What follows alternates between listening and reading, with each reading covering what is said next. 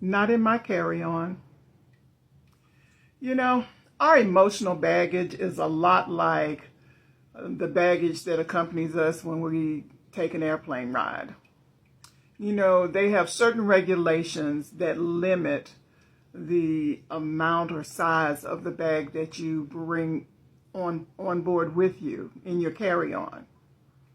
And then you have those bags that can make the trip, but they have to be checked.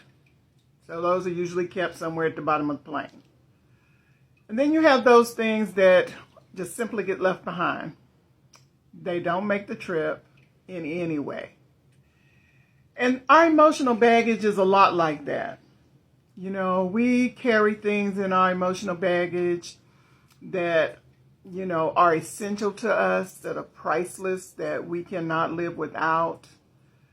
And then we have those things that, well, we're struggling. We're not sure. They're not important enough to make the trip in our carry-on. But for whatever reason, they're important enough to make the trip. And then you have those things that just get left behind. And a lot of times our baggage consists of not just our bags, but other folks' bags.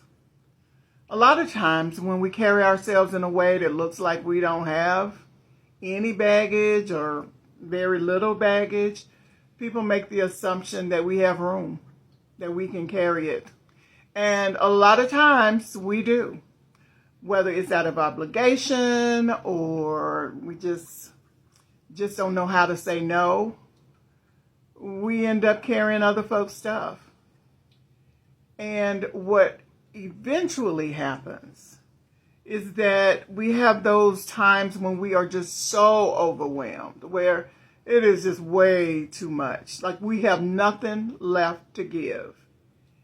And it's during those times that we need to take a step back and take a look through our emotional baggage and see what doesn't belong to us that we can relinquish back to its proper owners, or B, what is ours, but what we don't need to carry any longer.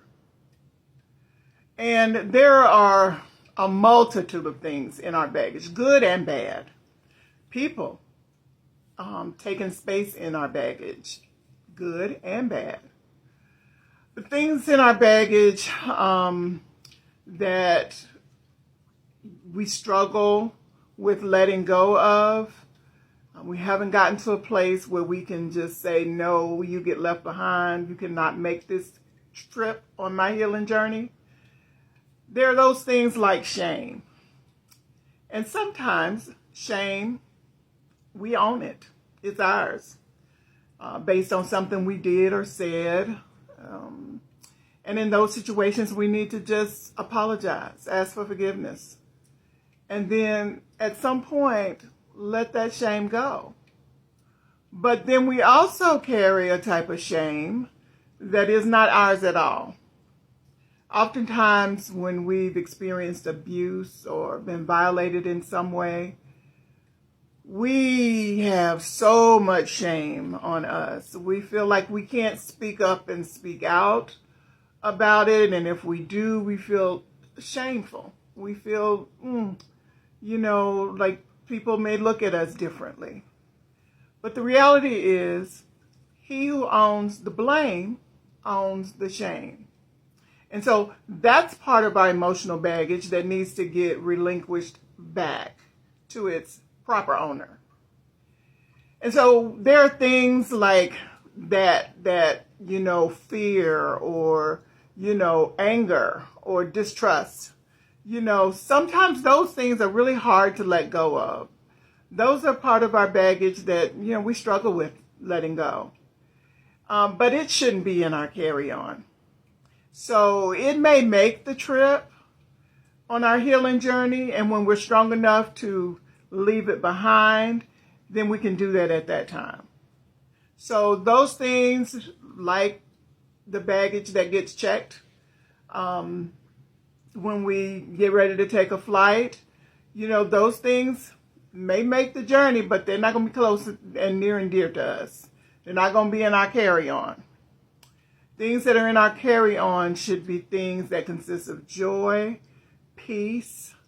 The folks that should be in our carry-on are people that love and respect us. There are a lot of things that should be in our carry-on, but then there are things that absolutely should not be. And then, you know, just like the airlines, you know, have their regulations as far as baggage that you can take, we need to regulate our emotional baggage. And it will help us feel less overwhelmed and free up some space so we don't have those days when we feel like we have nothing left to give. And so on the next TikTok, we'll go through a healing exercise geared at not in my carry-on. And so it's something that bears importance, and we need to think about it,